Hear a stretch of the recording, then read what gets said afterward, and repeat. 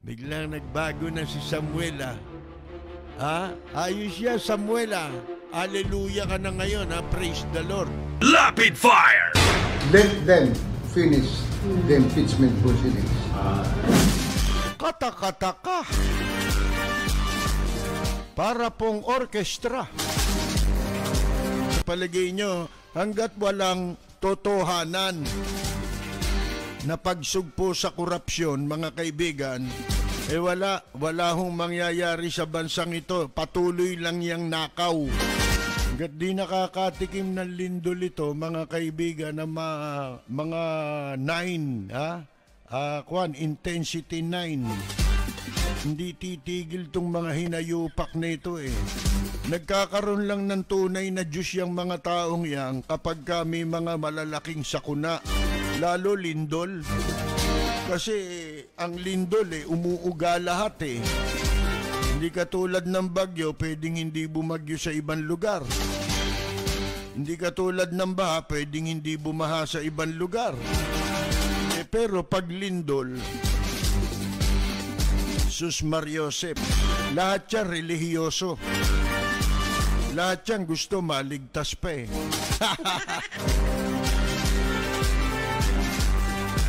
Si Martires naman na ombudsman. Alam mo, hindi ko naman kinahihiya, hindi ko tinatatwa na ako'y naging Associate Justice ng Supreme Court dahil kay Digong.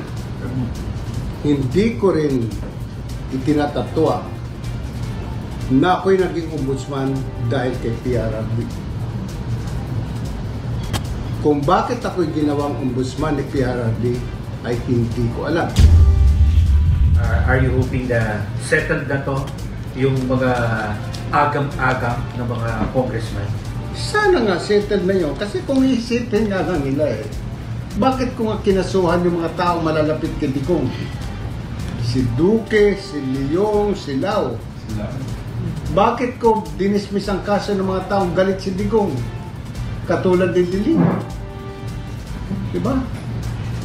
Siguro naman parang that is against human nature yung ginagawa ko na hindi na ano yun, di ba?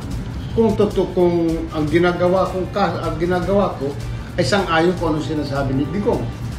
The Committee on the Good Government walang dapat na ikabahala na unahan nyo ang impeachment ng ombudsman.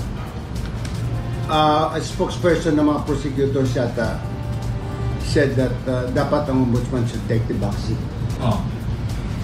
Never in my life did I take the front seat except when I am driving. I always want to take the back seat dahil masarap sa back seat, di ba? Wala kang responsibilidad, hindi ka nakikita ng tao, hindi ka kilala ng tao. Never na ano. Kaya nakikita niyo naman ako. Nakita niyo ba ako naglakad na may mga kasamang bodyguard? Hindi. Because having bodyguards, I'll be taking the front seat. Nagpapapansin ka, di ba? Hindi ako nagpapapansin dito. Sila ang gumawa ng paraan para ako'y pansinin. Nananahimik kami eh. Papadalhan mo kami ng complaint. Pero sir, explain yung taking the back seat in legal terms. You're saying because in-explain niyo na kanina no, na parang yung sa impeachable officer, gano'n. Yung legal explanation ng taking the back seat. We are not grabbing the powers of Congress to impeach an impeachable officer. No. Neither are we trying to supplant the findings of the House of Representatives with respect to the impeachment complaint of the Vice President. No, we're not going to do that. We're only doing our powers pursuant to the Constitution to investigate. Period. Pero if na-convict siya sa impeachment court, then Yan nga, na-convict siya ng impeachment court. Ousted na siya. Ousted na siya immunity. Patapos, kung ilalabas namin ang report sa sinasabi namin, wala namang liability, hindi kinontra namin yung Senado. Pero sir, so you are now in a crisis where there are two institutions, di ba? With different Who's findings. with different findings. So to avoid that, let them finish the impeachment proceedings. Biglang nagbago na si Samuel Ha? Ayos yan, Samuel Kasi kata-kata ka yan Bigla ka na nahimik bago mag-eleksyon. Gusto mo na magbagong buhay. Hallelujah ka na ngayon Praise the Lord. Di bali ka na, mag-praise the Lord ka na, huwag ka lang sasama doon sa relihiyon ni yung sa kulto ni Kibuloy. Delikado ka ron. Kasi dito, pagalingan na lang sa panloloko, mga kaibigan. Pag magaling kang manloko, pwede kang maging presidente, maging senador. Nakita nyo si Robin Padilla, mga kaibigan. Saan nanalo yan? Sa panloloko. Di ba? Sina Bato, lahat yan mga kaibigan Kokonte, yung talagang mananalo ka sa eleksyon dahil sa iyong marubdob na pagnanasa na ikaw ay makapag-ambag sa bansang ito na magkaroon ng maayos na pamumuhay ang mamamayang Pilipino. Wala na yan, mga kaibigan. Dito'y pawang pagpapanggap. Kaya dapat, araw-araw pinatutugtog ninyo yung balat kayo. Balat kayo lahat. Balat kayo lahat yan. Hindi na matatapos yan, mga kaibigan, yung panloloko. Diba? Si Digong nyo, walang ginawa Ayan, nagsusulputan lahat ng mga nakawan sa gobyerno sa panahon niya. Mga kaibigan, kaya hinahanap natin nung panahon niya, nasaan yung inutang nyo? Wala naman silang naipapagawa. Diba? Ano yung sinasabi mong pagagandahin ng Pilipinas, gagawin natin langit? Abay, kung nagkatotoo lahat ang sinabi niyan, hindi na kailangang magkaroon ng araw ng paghuhukom ng gunaw, mga kaibigan. Hindi na kailangang gunawin ng mundo sapagkat sa ganda ng ipinangako nitong mga hinayupak na ito sa gobyerno, mga kaibigan, abay, mas maganda pang manirahan dito kaysa sa langit, sa tutuusin mo, kung natupad yung pong mga ipinangako. Si Ka-Percy Lapid, bumabanat. Lapid Fire. Eto kokonti na ang gumagawa ng mabuti. At pag ikaw gumagawa ka ng mabuti,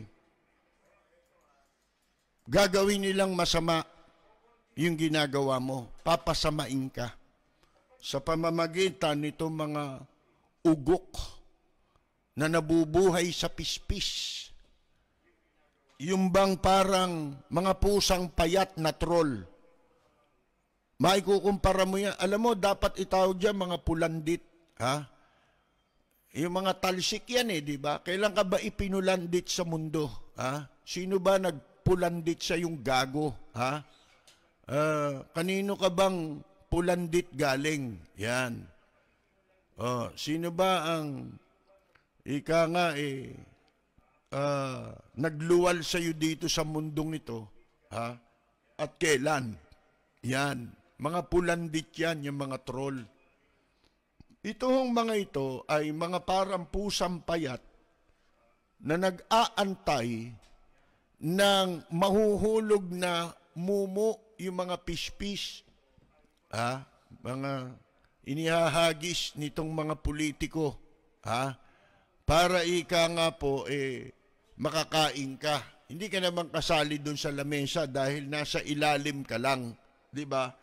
Ganun yung pusang payat Diba? Na nag-aantay ng malalaglag na mumu sa lamesa. Ngayon, mga kaibigan, isipin ninyo, yung mga nakikita na nila, maraming ginawa. Ito, wala nang eleksyon ngayon Wala nang eleksyon ngayon, pero nakita ninyo si Leni Robredo. Meron pa ring accomplishment, mga kaibigan. Napasimula nung vice president siya, at least natapos. At hindi na siya vice president, pero binalikan niya yung kanyang mga naipagawa. Dahil ito ay naipagawa hindi sa pera ng gobyerno eh. Pera ito ng NGO. Galing sa mga tumutulong, yung mga naniniwala sa simulain niya. Hindi na ito eleksyon. Wala ka nang maipipintas dito, mga kaibigan. Ito po, si Percy Lapid. Maraming salamat at magandang Hudlong Padilla.